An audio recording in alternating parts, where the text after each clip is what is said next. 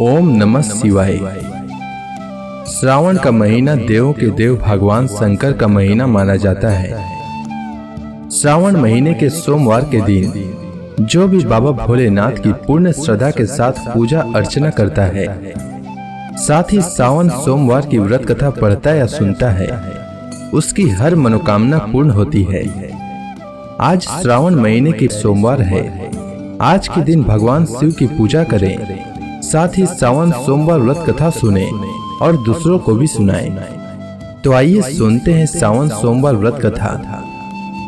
एक समय की बात है, किसी नगर में एक धनी व्यापारी रहता था। इतना सब कुछ होने पर भी वह व्यापारी अंतर मन से बहुत दुखी रहता था, क्योंकि उस व्यापारी का कोई पुत्र नहीं था। दिन रात उसे यही चिंता सताती थी। पुत्र पाने की इच्छा से वह व्यापारी प्रति सोमवार भगवान शिव की व्रत पूजा किया करता था। सायंकाल को व्यापारी शिव मंदिर में जाकर भगवान शिव के सामने घी का दीपक जलाया करता था।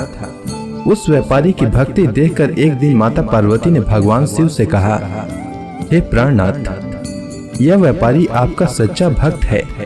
कितने दिनों से यह सोमवार का व्रत और पूजा नियमित कर रहा है। भगवान आप इस व्यापारी की मनोकामना अवश्य पूर्ण करें। शिव जी ने कहा, हे पार्वती, यह संसार कर्म क्षेत्र है।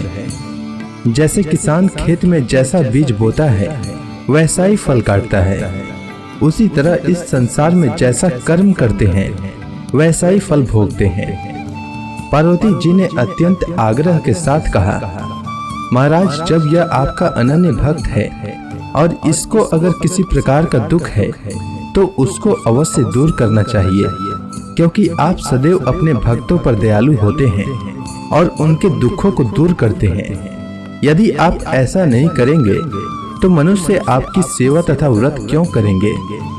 पार्वती जी का इतना आग्रह देखकर भगवान शिव ने कहा, तुम्हारे आग्रह पर मैं इस व्यापारी को पुत्र प्राप्ति का वरदान देता हूँ, लेकिन इसका पुत्र 16 वर्ष से अधिक जीवित नहीं रहेगा। उसी रात भगवान शिव ने स्वप्न में उस व्यापारी को दर्शन देकर उसे पुत्र प्राप्ति का वरदान दिया और उसके पुत्र के 16 वर्ष तक जीवित रहने की बात भी बताई। भगवान के वरदान से व्यापारी को खुशी तो हुई, लेकिन पुत्र की अल्प आयु की चिंता ने उस खुशी को नष्ट कर दिया। व्यापारी पहले की तरह सोमवार का विधिवत व्रत करता रहा। कुछ महीने पश्चात उसके घर में अति सुंदर पुत्र उत्पन्न हुआ। इससे व्यापारी के घर में खुशियां भर गई। बहुत धूमधाम से पुत्र जन्म का समारोह मनाया गया। व्यापारी को पुत्र जन्म की अधिक खुशी नहीं हुई, क्योंकि उसे पुत्र की अल्प आयु के रहस्य का पता था। यह रहस्य घर में किसी को भी नहीं मालूम था। विद्वान ब्राह्मणों ने उस पुत्र का नाम अमर रखा। जब अमर 12 वर्ष का हुआ तो शिक्षा के लिए उसे वाराणसी भेजने का निश्चय हुआ। व्यापारी ने अमर के मामा दीपचंद को बुलाया और कहा कि अमर को शिक्षा प्राप्ति के लिए वाराणसी ले जाओ। अमर अपने मामा के साथ शिक्षा प्राप्त करने के लिए चल दिया। रास्ते में जहाँ भी अमर और दीपचंद रात्रि विश्राम के लिए ठहरते वहीं यज्ञ करते और ब्राह्मणों को भोजन कराते थे। लंबी यात्रा के बाद अमर और दीपचंद एक नगर में पहुँचे। उस नगर के राजा की कन्या के विवाह की खुशी में पूरे नगर को सजाया गया था। निश्चित समय पर बारात आ गई, लेकिन वर का पिता अपने बेटे के एक आंख से काने होने के कारण बहुत चिंतित था। उसे इस बात का भय सता रहा था कि अगर राजा को पता चला कि उसका बेटा एक आंख से काना है तो कहीं वह विवाह से इनकार न कर दे, इससे उसकी बदनामी होगी। वर के पिता ने अमर को देखा तो उसके मस्तिष्क में एक विचार आया। उसने सोचा, क्यों न इस लड़के को दूल्हा बनाकर राजकुमारी से विवाह करा दूं। विवाह के बाद इसको धन देकर विदा कर दूंगा और राजकुमारी को अपने नगर में ले जाऊंगा। वर के पिता ने इसी संबंध में अमर और दीपचंद से बात की। दीपचंद ने धन मिलने के लालच में वर के पिता की बात स्वीकार कर ली। अमर को दूल्हे के वस्त्र पहनाकर राजकुमारी चंद्रिका से विवाह करा दिया गया। अमर जब लौट रहा था तो सच नहीं छिपा सका और उसने राजकुमारी की ओढ़नी पर लिख दिया, राजकुमारी चंद्रिका, तुम्हारा विवाह तो मेरे साथ हुआ था।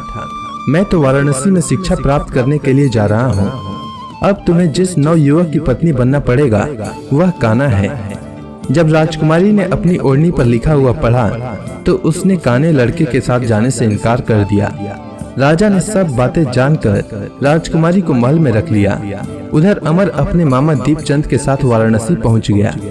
अमर ने गुरुकुल में पढ़ना शुरू कर दिया।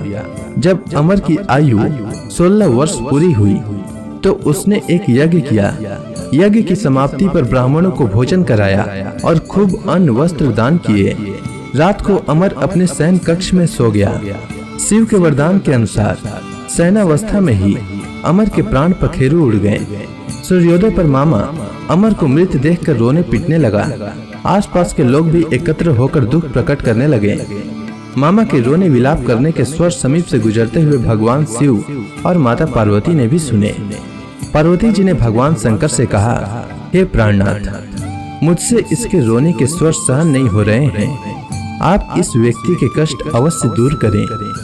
भगवान शंकर ने पार्वती जी के साथ अदृश्य रूप में समीप जाकर अमर को देखा तो पार्वती जी से बोले, हे पार्वती, यह तो उसी व्यापारी का पुत्र है।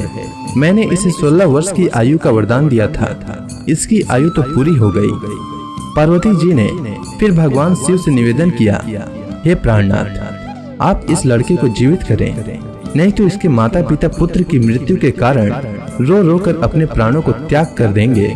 इस लड़के का पिता तो आपका परम भक्त है। वर्षों से सोमवार का व्रत करते हुए आपको भोग लगा रहा है। पार्वती जी के आग्रह करने पर भगवान शिव ने उस लड़के को जीवित होने का वरदान दिया और कुछ ही पल में वह जीवित होकर उठ बैठा। शिक्षा समाप्त करके अमर मामा के साथ अपने नगर की ओर चल पड़ा। दोनों चलते हुए उसी नगर में पहुँचे जहाँ अमर का विवाह हुआ था। उस नगर में ही अमर ने यज्ञ का आयोजन किया। समीप से गुजरते हुए नगर के राजा ने यज्ञ का आयोजन देखा। राजा ने अमर को तुरंत पहचान लिया। यज्ञ समाप्त होने पर राजा अमर और उसके मामा को महल में ले गया और कुछ दिन उन्हें महल में रखकर बहुत सा धन वस्त्र देकर राजकुमारी के साथ विदा किया। रास्ते में सुरक्षा के लिए राजा ने बहुत से सैनिकों को भी साथ भेजा। दीपचंद ने नगर में पहुंचते ही एक दूत को घर भेजकर अपने आगमन की सूचना भेजी। व्यापारी ने अपने पत्नी के साथ स्वयं को एक कमरे में बंद कर रखा था। भूखे प्यासे रहकर व्यापारी और उसकी पत्नी बेटे की प्रतीक्षा कर रहे थे। उन्होंने प्रतिज्ञा कर रखी थी कि यदि उन्हें अपने बेटे की मृत्यु का समाचार मिला तो दोनों अपने प्राण त्याग देंगे। अपने बेटे अमर के जीवित वापस लौटने की सूचना से व्यापारी बहुत प्रसन्न हुआ। व्यापारी अपनी पत्नी और मित्रों के साथ नगर के द्वार पर पहुंचा। अपने बेटे के विवाह का समाचार सुनकर पुत्र वधू राजकुमारी चंद्रिका को देखकर उसकी खुशी का ठिकाना न रहा। उसी रात भगवान शिव ने व्यापारी के स्वप्न में आकर कहा, हे व्यापारी, मैंने तेरे सोमवार के व्रत करने और व्रत कथा सुनने से प्रसन्न होकर तेरे पुत्र को लंबी आयु का वरदान दिया है। व्यापारी बहुत प्रसन्न हुआ। सोमवार का व्रत करने से व्यापारी के घर में खुशियां लौट आई। शास्त्रों में लिखा है, जो स्त्री पुरुष सोमवार का विधिवत व्रत करते हैं और व्रत कथा सुनते हैं, उसकी हर इच्छा भगवान शिव अवश्य पूर्ण करते हैं। उम्मीद है आपको सावन सोमवार व्रत की कथा अच्छी लगी होगी। अगर आपको यह कथा अच्छी लगी हो तो कमेंट सेक्शन में ओम नमः शिवाय लिखना न भूलें। धन्यवाद।